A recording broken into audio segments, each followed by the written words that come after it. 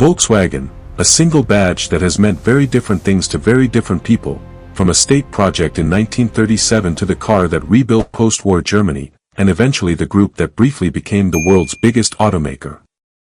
Today we'll answer the hard questions, reveal surprising facts about the Beetle and its designer, explain the meaning behind that familiar round logo, and uncover how Volkswagen changed car safety, while also seeing how the company's past still echoes today.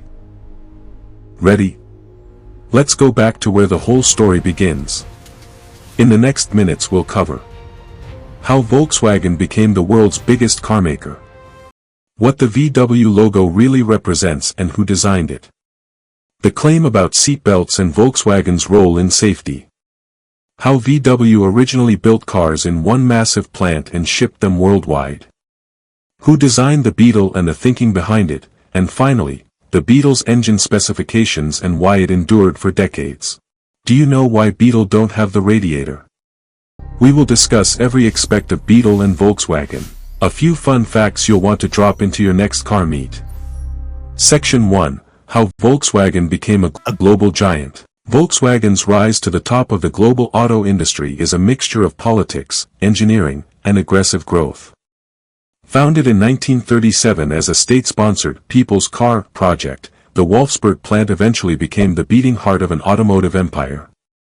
Fast forward nearly 80 years, Volkswagen Group sold about 10.3 million vehicles in 2016, briefly overtaking Toyota as the world's top seller, a landmark moment after decades of growth and many brand acquisitions. To get there, VW did more than build cars. It bought brands, invested in new markets, and leveraged scale. The company we know today, the Volkswagen Group, is a collection of marques that reach from cheap commuters to ultra-luxury hypercars. But the foundation story begins with a very different ambition. Section 2. Founding the People's Car and Wolfsburg. Volkswagen began as a political and social experiment. In 1937 the German Labor Front set up an organization to prepare a German People's Car, an affordable car for ordinary families. Ferdinand Porsche and his engineering team were commissioned to produce a design that would meet those goals. We need to be clear and honest, the Volkswagen project was part of the Third Reich's programs. The plant's early years and the KDF scheme were bound up with the politics of the era, and during World War II the factory shifted to military production and used forced labor, a painful chapter that later generations have had to confront. Section 3. The Beetle. Who designed it? And why? The round, instantly recognizable Beetle began life as the KDF wagon, and Ferdinand Porsche is usually credited as the chief engineer behind the car's form and mechanical layout. Porsche's workshop produced the prototype that would become the Type 1 Beetle. Its shape, rear air-cooled engine, compact body and unmatched simplicity, was aimed at affordability and durability. Design history is rarely simple. Engineers like Béla Barényi and others had earlier concepts for small, rear-engine cars, and there's scholarly debate over how influences and ideas crossed paths in the 1920s and 1930s. The Beetle's bodywork was one of the first mass-production designs to be tested in a wind tunnel, aviation-grade techniques borrowed from Germany's aircraft industry. Section 4. The Beetle Engine. Specification. The classic Beetle owed much of its success to a simple, rugged powerplant, the Volkswagen air-cooled flat 4, often called the Type 1 engine. Early KDF prototypes used a 985 cubic centimeters flat 4 producing roughly 22 horsepower in pre-war forms. The engine then evolved into larger displacements across the post-war years, 1.1L, 1.2L, 1.6L and beyond, but always kept the rear mounted. Low power? Yes, but the Beetle's low weight, simple gearing, and torque at low revs made it perfectly practical for everyday life. And because the engine was air-cooled, owners in remote regions loved that there was no radiator to freeze, leak, or boil. Section 5.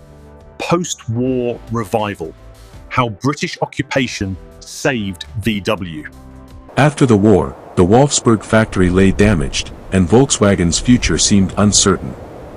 British Army officer Major Ivan Hurst saw something different. A factory, a car, and people ready to rebuild. Under his control production restarted, and with German manager Heinrich Nordhoff later at the helm, the Beetle became the emblem of West Germany's economic recovery, the Wirtschaftswunder. Exports followed, and the small car became a global success story. Section 6. The Beetle as global icon and the shift to modern cars. By the 1960s the Beetle was everywhere. It symbolized practical, no-nonsense motoring, and in the US. It developed a cult following because of its modest size, ease of repair, and quirky personality. But automotive technology, consumer tastes, and emissions rules evolved. VW shifted from rear-engine layouts to modern front-wheel drive platforms in the 1970s. The Passat, Golf, and Polo redefined the brand for a new era. Section 7. The logo. Origins, meaning, and designer. One of the most recognizable corporate symbols on Earth, the VW logo, combines the letters V and W inside a circle.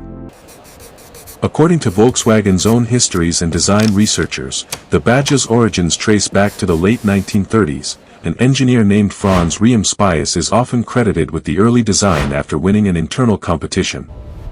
The company's logo features a stylized representation of an old man in a beard. The logo represents wisdom but is often called out for looking too similar to Adolf Hitler due to his similarly styled mustache. Section 8. Seat belts and safety. What VW did, and what others did first. You may have heard that Volkswagen was the first to put seatbelts in cars. That's a common claim, but the landmark invention that truly changed vehicle safety was the three-point seatbelt, introduced by Nils Bohlin at Volvo in 1959. Volkswagen, like all major manufacturers, adopted and promoted safety features over time. Section 9. The single-plant myth and Wolfsburg's role. Here's a fact that surprises many viewers. In its early decades Volkswagen operated a tightly centralized model. The Wolfsburg plant was purpose-built and meant to be a vertically integrated, self-contained factory, and cars rolled out of Wolfsburg for distribution worldwide. That centralized strategy, at least initially, was unusual because many rival manufacturers relied on multiple regional plants earlier on. Wolfsburg was designed to be the company's production heart. Over the decades, as Volkswagen expanded globally and acquired brands, production decentralized. VW now builds cars across many countries and continents. But Wolfsburg's symbolic importance as the original production and design center remains central to the brand's identity. Section 10.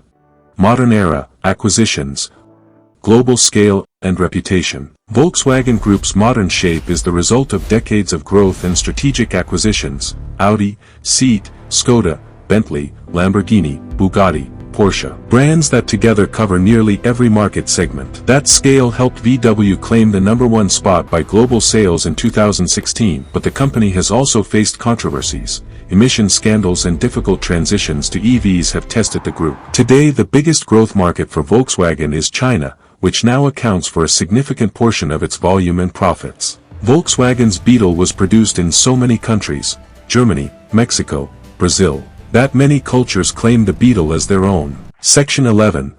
Looking forward. The lessons of history. Volkswagen's story is a lesson in adaptability and contradiction, a car born from politics that later became a symbol of recovery, a brand that made cars for the people yet built an empire of premium marques.